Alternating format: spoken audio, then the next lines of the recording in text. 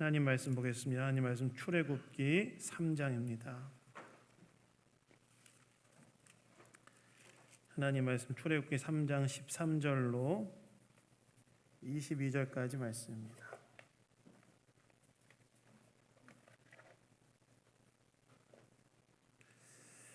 하나님 말씀 출애굽기 3장 13절로 22절까지 말씀입니다. 다 찾으셨으면 저와 교독하도록 하겠습니다. 모세가 하나님께 아뢰되 내가 이스라엘 자손에게 가서 이르기를 너희 조상의 하나님이 나를 너희에게 보내셨다 하면 그들이 내게 묻기를 그의 이름이 무엇이냐 하리니 내가 무엇이라고 그들에게 말하리이까.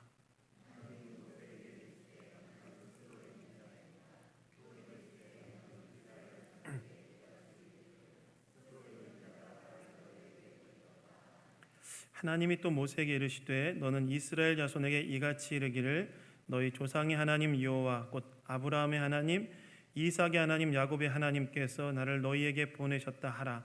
이는 나의 영원한 이름이요 대대로 기억할 나의 칭언이라.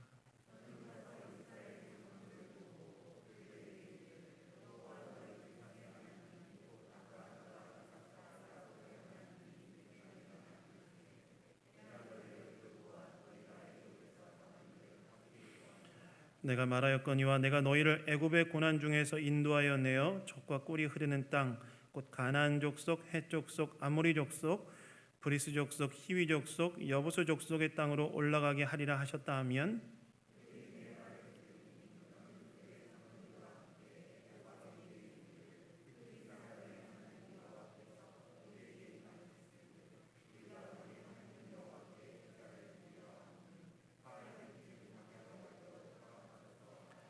내가 너니 강한 손으로 치기 전에는 애굽 왕이 너희가 가도록 허락하지 아니하다가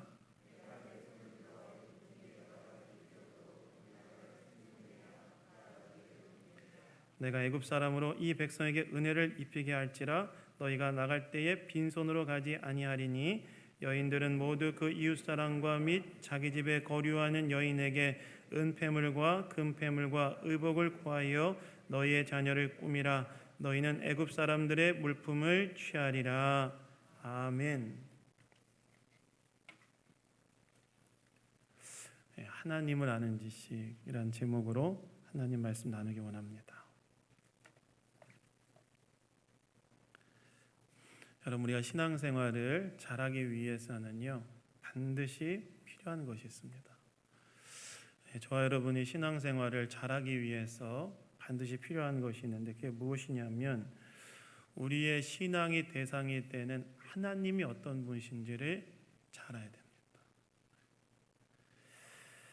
왜 하나님이 어떤 분이신지를 아는 것이 중요하냐? 하나님이 어떤 분이신지를 아는 것에 의해서 우리의 신앙생활이 결정되기 때문에 그래요. 하나님이 어떤 분이신지, 우리의 신앙의 대상이 되는 하나님이 어떤 분이신지를 잘 알아야만 그로 인해 우리의 신앙생활이 결정되기 때문에 하나님이 어떤 분이신지를 잘 알아야 됩니다. 그래서 여러분 오늘 설교의 제목을 하나님을 아는 지식이라고 붙였는데요. 이 하나님을 아는 지식이란 이 제목은 아주 저명한 복음주의 신학자였던 제임스 패커 박사가 저술한 하나님을 아는 지식이란 제목에서 빌려왔습니다. 하나님을 잘 알아야 된다.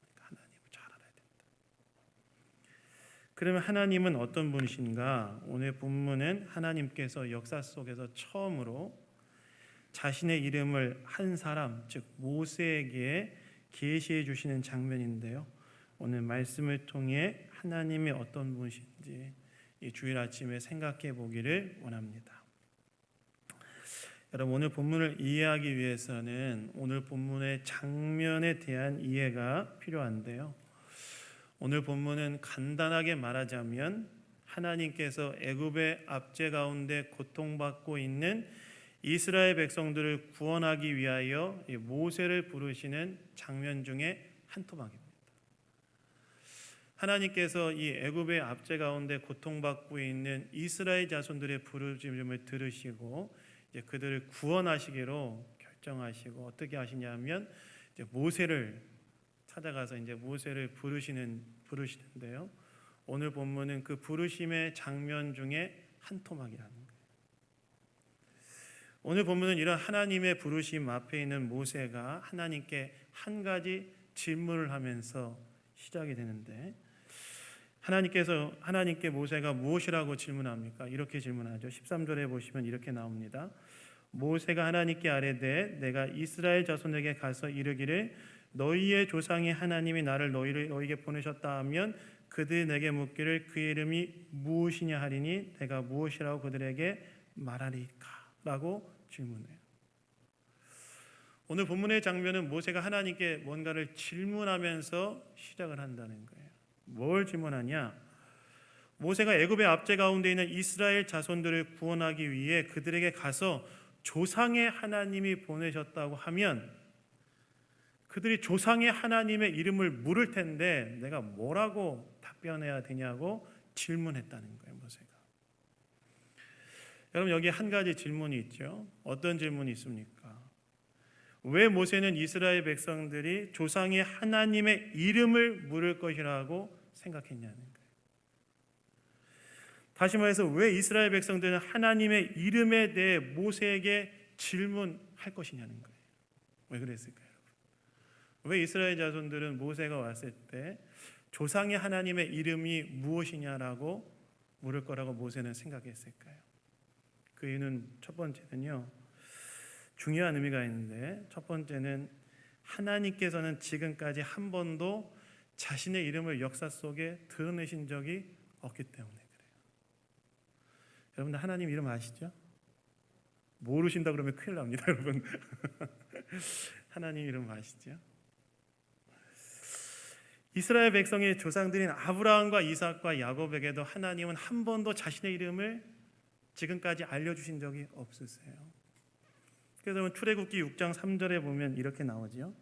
내가 아브라함과 이삭과 야곱에게 전능의 하나님으로 나타났으나 나의 이름을 여호와로 그들에게 알리지 아니하였고, 이렇게 나오죠. 그러니까 하나님께서는 지금까지 역사 속에서 한 번도 자신의 이름을 드러내신 적이 없어요. 계시한 적이 없어요. 그래서 조상의 하나님이 보내셨다고 하면 한 번도 그 조상의 하나님의 이름을 들어본 적이 없었던 이스라엘 자손들은 그 이름에 대해 궁금하면서 모세 자신에게 그 이름을 물어볼 거라고 내가 어떻게 답변해야 되냐고 이제 물어봤다는 거예요. 그런데 여러분, 사실 이스라엘 자손들이 하나님의 이름을 묻는 것에는요, 단지 조상의 하나님의 이름에 대한 궁금증 때문만은 아니었습니다. 이름이 뭐냐? 그냥 이름이 뭔지에 대한 궁금증 때문만은 아니었다는 거예요. 사실 더 깊은 질문이 있었어요. 그것은 조상의 하나님이 정말 어떤 분이신가에 대한 질문이었습니다. 여러분, 고대 사회에서의 이름은 단지 어떤 대상에 대한 호칭만이 아니라 그 대상이 어떤 존재인지에 대해 알려주는 그 대상의 정체성이 무엇이며 성품과 능력이 무엇인지 알려주는 외적인 표시였기 때문에 그래요. 그러니까 이름이라는 것이 단순한 호칭이 아니라 그 대상이 어떤 분이고 어떤 성품과 능력을 가지고 있는 분인 것인지에 대한 그 모든 내용이 담겨져 있는 외적인 표시였기 때문에 이름을 부르는 거라는 거예요. 그런데 여러분, 꼭 고대 사회만 그런 게 아니죠. 현대 사회에도 부모님이 저와 여러분의 이름을 지어주실 때 거기에는 이런 사람이 되기를 기대하는 마음이 다 있지 않습니까? 제 이름은 민재인데요. 민재.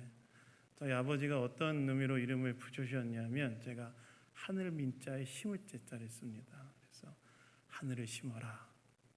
되게 좋죠. 저희 애들도 첫째는 주원이고 둘째는 승원인데요. 주원이는 그루터기 주자에 나라 이름 원자를 써서 하나님 나라의 그루터기가 되라, 이런 뜻이고, 둘째는 승리할 승자에 나라 이름 원자를 써서 마침내 하나님 나라는 승리할 것이다, 뭐 이런 이름으로 지었습니다.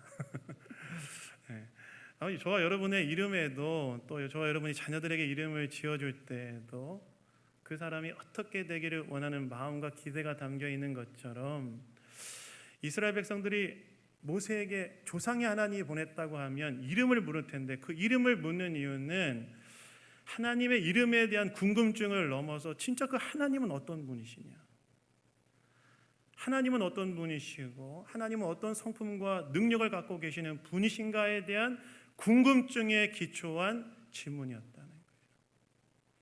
특별히 여러분, 이스라엘 백성들은 어떤 질문을 가지고 있었냐면, 하나님께서 애굽의 압제 가운데 있는 우리를 구원해 내신다고 하시는데, 그 조상의 하나님은 애굽에 존재하는 수많은 신들에 비하여서 더 월등한 분이시고, 그래서 그들과 싸워 승리하시고 우리들을 진정으로 구원할 수 있는 그런 분이 맞는지에 대한 질문이 포함되어 있었다는 거예요.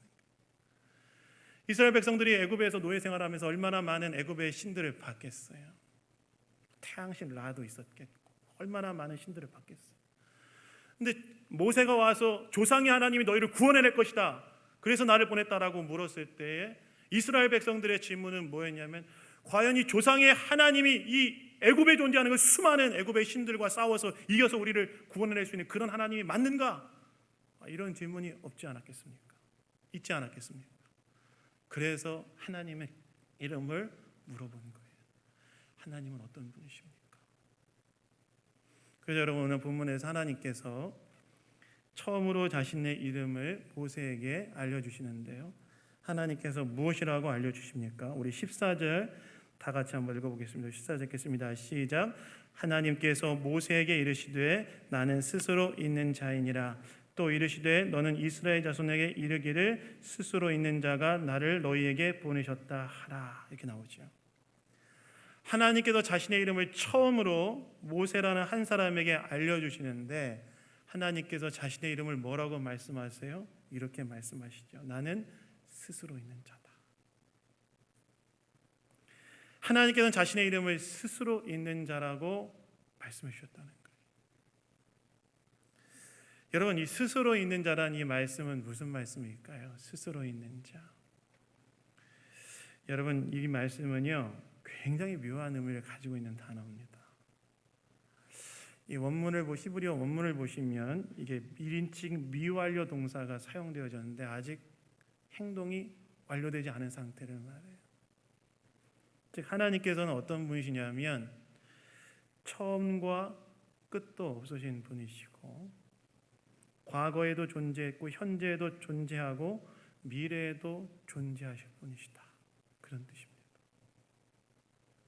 하나님은 처음과 끝이 없는 분이시라는 거예요. 그리고 하나님께서는 과거와 현재와 미래에 존재하시는 그런 분이시라는 거예요. 이 말은 어떤 말이냐? 그분은 존재물이 아니라는 거예요. 존재물이 아니라 그분은 존재하시는 분이시고, 그분은 무언가에 존재되어진 분이 아니라 그분은 존재하는 모든 것들보다 먼저 존재하셨던 분이 하나님이시라는 거예요. 과거와 현재와 미래의 처음과 끝이 없이 영원히 존재하시는 그런 분이라고 하나님께서 자신의 이름을 계시해 주셨다는 거예요. 이 말은 무슨 말입니까? 이 말은 오직 하나님만이 이 세상의 유일한 참된 신이라고 하나님께서 말씀하시는 거라는 거예요. 하나님만이 스스로 계신 분으로서 그분만이 유일한 참신이다, 내가 유일한 참신이다라고 하나님께서 이스라엘 백성들에게, 이름을 붙는 이스라엘 백성들을 향해 말씀해 주셨다. 이것은 무슨 말입니까? 이스라엘 백성들의 질문, 즉 과연 조상의 하나님은 애굽에 있는 수많은 신들과 비교했을 때에 그들과 싸워서 이 고통 가운데 있는 우리를 구원해낼 수 있는 그런 하나님이시라는 이 질문에 대해 하나님께서는 나는 애굽에 존재하는 그 수많은 우상들과 비교할 수 없는 유일한 하나님, 세상이 존재하기 전부터 존재하셨던 처음과 끝이 없으신 영원한 하신 하나님으로서 말씀으로 세상을 창조하시고 권능으로 이 세상을 다루고 계시는 하나님이시라고 알려주시고 말씀해 주신 거라는 거예요. 하나님께서는 이스라엘이 직면한 그 어떤 고통에도 그들을 건져낼 수 있는 하나님이시라고 이야기해 주신 것이라는 겁니다. 그래서 여러분, 여기서 우리는 하나님이 어떤 분이신지 알 수 있어요. 하나님은 어떤 분이실까요? 하나님은요, 스스로 계신 분, 처음과 끝이 없으신 분, 존재물이 아니라 존재하게 하신 분, 이 세상의 그 어떤 것과 비교할 수 없는 영원하신 분, 그리고 크신 권능으로 세상을 다스리고 계신 분이 바로 하나님이시라는 거예요. 이 말은 무슨 말일까요? 하나님은 우리와 다르다는 거예요. 다르시다는 거예요. 저와 여러분은 뭔가에 다 의존되어 살아갈 수밖에 없는 존재이지 않습니까? 물과 공기와 음식에 의존되어 살아가는 존재들인 반면에 하나님은 스스로 계신 분, 자존하시는 분, 영원하신 분이라는 그런 이야기예요. 이 말은 무슨 말이냐? 우리가 그분을 다 이해할 수 없다는 거예요. 그분을 완전히 이해할 수 없다는 거예요. 여러분, 그 유명한 개혁주의 그 조직 신학자 중에 헤르만 바빙크라는 사람이 있는데요. 그분이 썼던 책 중에 이제 개혁교의학이라는 책이 있는데 제가 그것을 신대원 다닐 때 이제 한번 읽었습니다. 근데 제가 그 책의 서문을 읽었을 때 충격이 아직도 가시지 않아요. 아직도 그 책 처음을 딱 읽을 때 바빙크가 뭐라고 이제 개혁교의학 서문에서 이야기하냐면 이렇게 이야기해요. 뭐라고 이야기하냐면 교의 신학의 중심에는 신비가 있다. 딱 이렇게 얘기해요.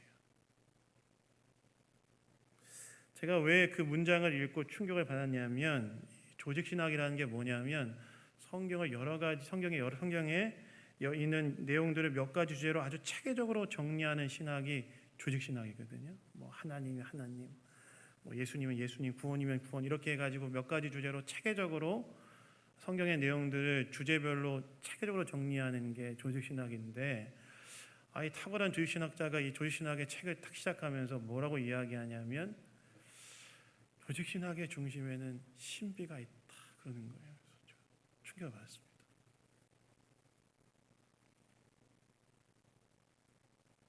그럼 왜 그렇게 말했느냐? 그가 이렇게 말한 이유는 뭐냐면 우리가 하나님에 대해서 다 알 수 없다는 거예요. 다 알 수 없다는 거예요. 하나님께서 우리에게 자신을 알려주시기 위해서 인간의 언어로 성경 가운데 자신을 계시하셨지만 인간의 언어로는 하나님이 어떤 분이신지를 담아내는 데는 한계가 있다는 거예요. 한계가 있다. 여러분, 하나님 위대하신 분이시지 않습니까? 근데 위대라는 단어로 하나님을 표현하지만 이미 위대라는 단어는 인간의 경험적 한계 속에서 이해되어지는 것이기 때문에 그것으로 하나님의 위대하심을 완전히 우리가 이해할 수는 없다는 거예요. 그저 하나님께서 알려주신 수준 안에서만 우리가 하나님을 알 수 있다는 것입니다. 그래서 바빙크는 교회 신학의 중심에는 신비가 있다.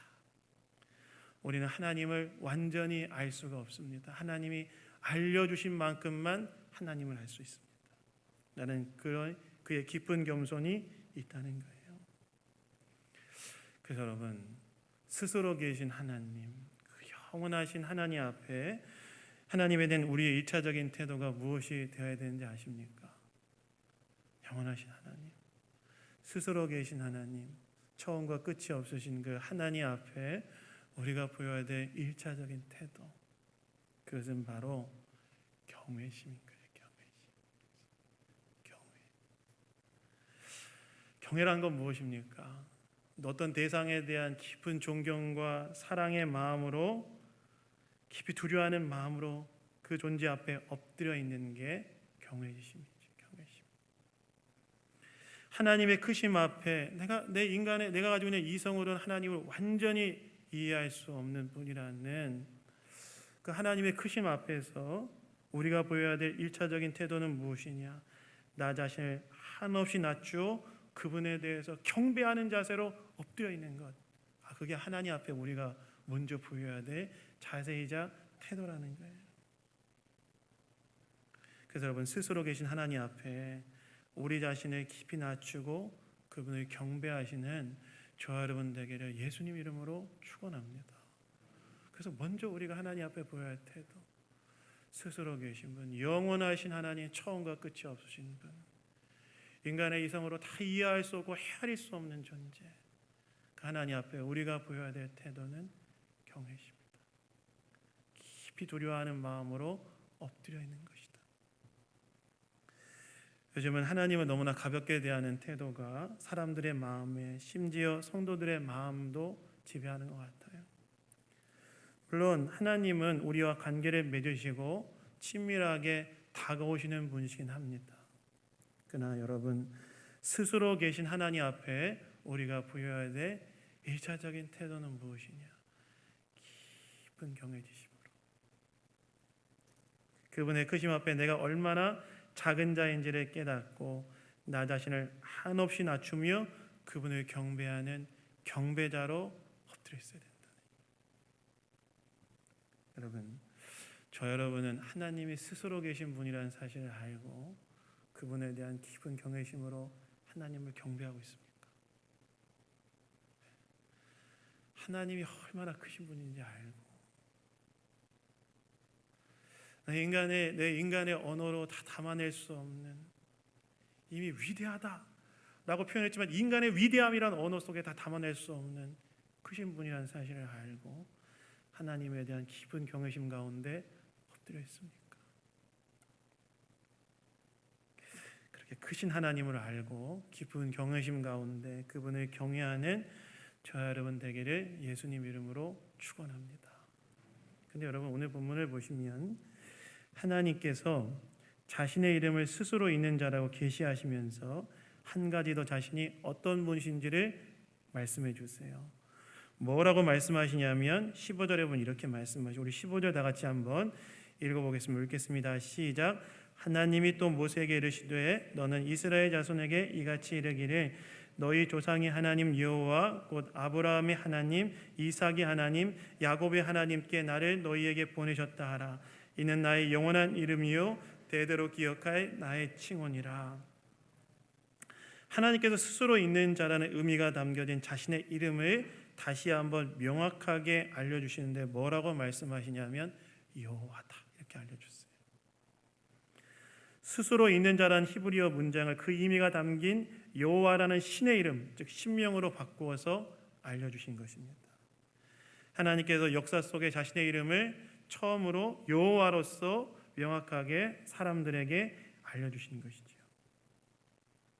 근데 여러분, 오늘 본문을 보시면 하나님께서 스스로 있는 자, 즉 처음과 끝이 없으시며 어제도 오늘도 내일도 계시다는 이 여호와 하나님께서 어떤 분이시라고 말씀하시냐면 아브라함과 이삭과 야곱의 하나님이다, 이렇게 말씀하세요. 처음과 끝이 없으시고 어제도 오늘도 내일도 계시는 그 하나님이 어떤 하나님이라고 말씀하시냐면 아브라함과 이삭과 야곱의 하나님이다. 이 말은 어떤 말이냐면 그 영원하신 하나님께서 바로 아브라함과 이삭과 야곱이라는 한 인격과 관계를 맺으시는 그런 하나님이시라는 거예요. 다시 말해서 인간의 유한함으로 도저히 헤아릴 수 없는 그 영원하신 하나님께서 어떻게 하시냐면 한없이 자신을 낮추어서 우리라는 인격과 인격적 관계를 맺으시는 그런 하나님이시라는 거예요. 여러분, 이 얼마나 놀라운 선언입니까? 영원하신 하나님께서, 우리의 인간의 이성으로 다 헤아릴 수 없는 그 하나님께서 우리와 관계를 맺으시는 그런 하나님이시다. 이 얼마나 놀라운 선언입니까? 특별히 여러분, 아브라함과 이삭과 야곱의 하나님이라는 말은 어떤 말이냐면 그분은 언약의 하나님이라는 말씀이잖아요. 그리고 여호와라는 그분의 이름은 과거에도 현재에도 미래에도 계시는 분이라는 말 아닙니까? 그렇다면 과거에도 현재에도 미래에도 계시는 영원하신 하나님께서 인간과 언약을 맺으시는 분이라는 말은 무슨 말인가? 과거의 조상들과 인격적 관계를 맺으시고 언약을 맺으신 그 하나님께서는 오늘 이스라엘 백성들의 고통의 상황에 개입하시고 내일 그들의 새로운 미래를 그들에게 창조하시는 분이 하나님이시다, 그런 말이에요. 아브라함과 이삭과 야곱의 하나님이란 말은 하나님께서 나와 관계를 맺으시는 하나님이실 뿐만이 아니라 어제의 언약으로 오늘의 내 삶 가운데 개입하시고 내일의 내 삶을 새롭게 창조하시는 하나님이시다, 그런 하나님으로서 자신을 계시하셨다는 이야기입니다. 하나님은 오늘의 나의 고통을 하나님께서 내일의 새로움으로 창조해내시는 그런 하나님으로서 자신을 계시하셨다는 거예요. 여러분, 금요철야 때 사무엘상 강의를 지금 제가 하고 있는데요. 지난 금요일에는 모든 재물과 아내와 자녀들을 아말렉에 빼앗긴 다윗과 그의 군대가 아말렉 군대를 추격하여 승리를 거두고 돌아오는 길에 있었던 이야기를 말씀을 나누었습니다. 그래서 제가 금요일 밤에 이제 사무엘상 강해를 하는데 특별히 다윗의 인생을 설교하면서 그런 생각이 많이 들었어요. 왜 이렇게 다윗의 인생에는 고난이 많나 이런 생각이 들었습니다. 특별히 사무엘상 후반부를 강의하면서 그런 생각이 더 들었어요. 여러분, 다윗은 사울 왕의 추격을 피해서 블레셋에 망명합니다. 이것도 고난이죠. 자기의 그 고국을 떠나서 다른 나라에 망명 간 것도 고난이지요. 근데 블레셋에 망명한 상태에서 블레셋과 이스라엘 사이에 전면전이 발생합니다. 근데 이 싸움에서 다윗은 어떻게 하냐면 블레셋 편에서 이 전쟁에 참전하게 되는 상황이 발생해요. 이것도 고난이죠. 왜 그래요? 만약에 전쟁에 참전하지 않으면 어떻게 해요? 망명의 진정성에 의심을 받아서 블레셋 사람들에게 이제 죽임을 당할 수도 있고, 그렇다고 전쟁에 참전해서 이스라엘 백성과 싸우면 나중에 자신이 왕으로 다스릴 이스라엘 백성들을 죽였다는 비난을 나중에 듣게 되지 않겠습니까? 또 고난이에요. 근데 하나님 은혜로 빠져나와요. 전쟁에 참전하지 않고 빠져나와요. 그리고 다시 블레셋에서 본인이 살고 있었던 시글락으로 탁 돌아왔는데, 시글락에 돌아오자마자 어떤 일이 발생한지 아십니까? 돌아와 보니까 아말렉이 쳐들어와서 재물도 다 뺏어가고 다윗과 그의 군사들과 자녀들 다 풀어 잡아갑니다. 이것도 고난이죠. 어렵게 빠져나왔는데 와서 보니까 동네가 완전히 다 엉망이 되어 있고 아내와 자식들 다 포로로 잡혀가는 거예요. 이것도 고난이죠. 근데 여러분, 그런 상황에서 자신을 믿고 따라왔던 600명의 사람들이 너무나 슬퍼서 다윗을 돌로 쳐 죽이려고 합니다. 이것도 고난이죠. 이것도 고난이죠. 근데 어떻게 하나님의 은혜로 거기서 빠져나와서 아말렉을 추격해요. 추격해서 싸워서 승리해가지고 빼앗겼던 것 다 찾아오고, 아말렉이 그때 당시에 그 지역의 다른 곳을 약탈했던 모든 것도 다 되찾아옵니다. 되찾아오는데 이 중간에서 어떤 일이 발생하냐면 전리품 때문에 군대가 두루 나누어져 가지고 분열의 위기에 직면하게 돼요. 이것도 고난이에요. 다윗의 인생의 후반기를 보면서 이렇게 왜 이렇게 인생에 고난이 많나? 왜 이렇게 다윗의 인생은 고난의 연속인가? 그런 생각이 들었어요. 근데 나중에 가서 보니까요, 이 고난, 맞물려 있는 모든 고난들이 사실은 하나님께서 다윗을 이스라엘의 왕으로 세우시기 위한 과정이었더라고요. 왜요? 다윗이 블레셋과 이스라엘과의 전쟁에서 블레셋의 편에 참전하게 되어 자리를 비운 사이에 아말렉이 쳐들어와서 아내와 자식들을 다 포로 잡아가지 않습니까? 그런데 그 아말렉을 쫓아 승리하여 물건을 되찾고, 그리고 아말렉에서 다른 곳에서 약탈해온 물건들을 다 전리품으로 가져오고 난 다음에 다윗이 나중에 어떻게 하냐면 그로 인해 피해를 입은 유다 지파의 남부 지역의 장로들에게 다 보내버려요. 나중에 여러분 그들이 어떤 일을 하신지 아십니까? 나중에 다윗이 이스라엘의 통합 왕이 되기 전에 유다 지파의 왕으로 옹립되어지는데, 누가 다윗을 왕으로 옹립하는가? 그 전리품 받았던 사람들이 왕으로 옹립합니다. 그리고 나중에 다윗이 통합 이스라엘의 왕이 될 때에도 그들이 든든한 지지 기반이 되어줘요. 무슨 말입니까? 천천히 이게 뭐가 맞물려 있다는 거예요. 다시 말해서 다윗의 고난은 하나님께서 그에게 새로운 미래를 창조하는 과정이었다는 거예요. 다윗의 인생에서 직면했던 고난은 사실은 촘촘하게 맞물려서 하나님께서 그를 이스라엘의 왕으로 세우시는 새로운 미래를 창조하시는 과정이었다는 거예요. 다시 말해서 하나님은 어떤 분이시냐? 과거의 언약으로 오늘의 우리의 인생의 고난 가운데 개입하셔서 우리 가운데 새로운 미래를 창조하시는 그런 하나님이시다. 아브라함과 이삭과 야곱의 하나님이라는 말은 어떤 말이냐면, 하나님께서는 과거의 언약에 기반하여 오늘의 우리의 고난 가운데 개입하셔서 미래의 새로운 미래를 창조하시는 분이 하나님이시다. 그래서 우리가 신앙하는 여호와 하나님께서 아브라함과 이삭과 야곱의 하나님, 즉 과거에 나와 관계를 맺으시고 오늘 내 인생의 고된 가운데 개입하시고 내 인생의 새로운 미래를 창조하실 하나님이라는 이 믿음으로 깨어 있어야 한다는 것입니다.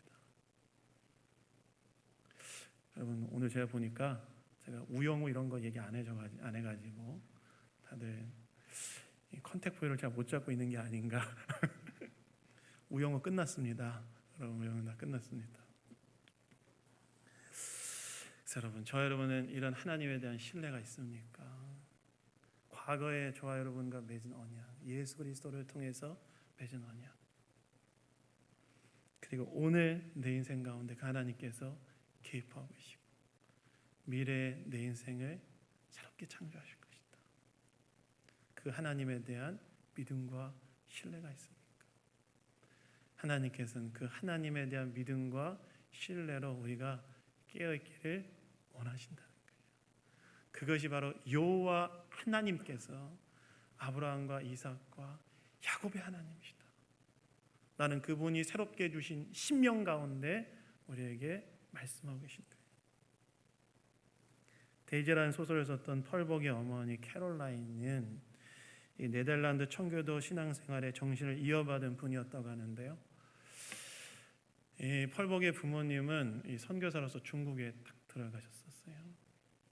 그래서 중국으로 건너가서 청강포라는 지역에 살고 있었는데요. 그러던 어느 해에 그곳에 심한 가뭄이 들었다고 합니다. 근데 그때 남편은 다른 지방으로 전도여행을 떠났기 때문에 집안에는 이 캐롤라인 여사와 세 자녀와 왕이라는 중국인 가정부만 남아 있었다고 하는데요. 가뭄이 계속되던 어느 날 캐롤라인 여사가 창가에서 바느질을 하고 있는데 주변에 중국인들이 집 근처에 와서 하는 소리를 들었대요. 뭐라고 얘기했냐면 이렇게 얘기했답니다. 중국인 남자들이 그 근처에 와서 이렇게 얘기했다고 하는데요. 비가 오지 않고 가뭄이 계속되는 원인은 서양인들이 이곳에 들어왔기 때문이야. 그러니 오늘 밤 선교사 가족을 죽여 신에게 바침으로 가뭄 문제를 해결하세요. 딱 그랬다는 거예요. 이 말을 함께 들었던 가정부는 캐롤라인을 보면서 울면서 이번 일만큼은 당신을 도울 사람이 없을 것이라고 이야기했대요. 캐롤라인도 얼마나 마음이 두려웠겠어요. 그래서 어떻게 했냐면 그러나 우상을 섬기는 어리석은 자들에게 아이들까지 무참히 죽임을 당해서는 안 된다고 생각하고 골방에 들어가 기도하기 시작했다고 합니다. 그리고 오래 기도한 후에 가슴 속에 넘쳐나는 어떤 힘을 느끼기 시작해서 밖으로 나왔는데요. 그리고 저녁이 되었을 때 이 캐롤라인 여사는 평소보다 일찍 아이들을 재우고 자신은 창가에 앉아서 바느질을 계속하다가 자정쯤 되었을 때 어떻게 했냐면 가정부에게 차와 케이크를 준비하도록 하고 마치 귀한 손님을 맞이하듯 문을 활짝 열어놓게 했대요. 이미 어둠 속에는 중국인 남자들이 와서 기다리고 있었다고 합니다. 그리고 그녀는 집 안으로 들어와 자고 있던 아이들을 깨워 옷을 입히고 데리고 나와 노래하고 이야기하며 놀기 시작했습니다. 그때 몇몇 중국인들이 마당으로 들어와서 이제 상태를 이제 파악했다 그러는데 그때 그녀는 마음을 진정시키고 소리를 낮춰 친절하게 이렇게 말했다고요. 여러분 어서 들어와서 함께 차와 나가를 나눕시다. 그때 중국인 한 사람이 이렇게 말했대요. 우리들이 무섭지 않습니까? 그러자 캐롤라인은 이웃에 사는 여러분을 무서워할 이유가 있습니까? 라고 말했다고 합니다. 그리고 중국인들이 건들거리면서 집안을 둘러보고 이것저것 만져보면서 틈을 노리고 있을 때 그녀는 오르간에 앉아 중국말로 찬송을 부르기 시작했다고 해요. 그리고 중국인들은 조용히 그 찬송을 들었다고 합니다. 그리고 찬송이 끝날 때 그곳에 모인 중국인들이 멋쩍어 하면서 하나둘씩 집으로 돌아갔대요. 그리고 캐롤라인은 의자에 주저앉아 안도의 한숨을 내쉬며 긴장을 풀었는데 그리고 그날 새벽에 기적처럼 비가 내리기 시작했대요. 무슨 말일까요? 하나님께서는 하나님을 신뢰하는 그녀의 오늘의 고난에 개입하셔서 새로운 미래를 창조하신 거라. 그래서 여러분 하나님을 신뢰하시기 바랍니다. 하나님께서는 어제 언약으로 오늘의 우리의 인생 가운데 개입하셔서 내일의 새로운 미래를 창조하시는 그런 하나님이시다. 바로 그 하나님에 대한 신뢰로 깨어있는 저와 여러분 되기를 예수님 이름으로 축원합니다. 여러분 하나님은 어떤 분이실까요? 하나님은 스스로 계신 분이십니다. 처음과 끝이 없으신 영원한 하나님이십니다. 또 하나님은 아브라함과 이삭과 야곱의 하나님, 즉 우리와 관계를 맺으시고 어제 언약으로 오늘의 우리의 삶에 역사하시고 내일의 새로운 미래를 창조하시는 그런 하나님이십니다. 우리 안에 이 하나님에 대한 이해가 더 깊어지고 그 하나님에 대한 신뢰가 하나님을 아는 지식이 더욱더 충만해지는 저와 여러분 다 되기를 예수님 이름으로 축원합니다. 잠깐 좀 기도하겠습니다. 하나님 아버지 감사합니다. 오늘 말씀을 통해서 우리에게 이야기해 주시니 감사합니다. 영원하신 하나님께서 나와 관계를 맺어주시고 나의 오늘의 인생 가운데 개입하셔서 새로운 미래를 만들어 가시니 감사합니다. 이 하나님을 더 신뢰하며 따라가는 우리 모두가 다 될 수 있도록 인도하여 주옵소서. 모든 것 주님께 감사드리며 우리를 구원하신 예수 그리스도 이름으로 기도드렸습니다. 아멘.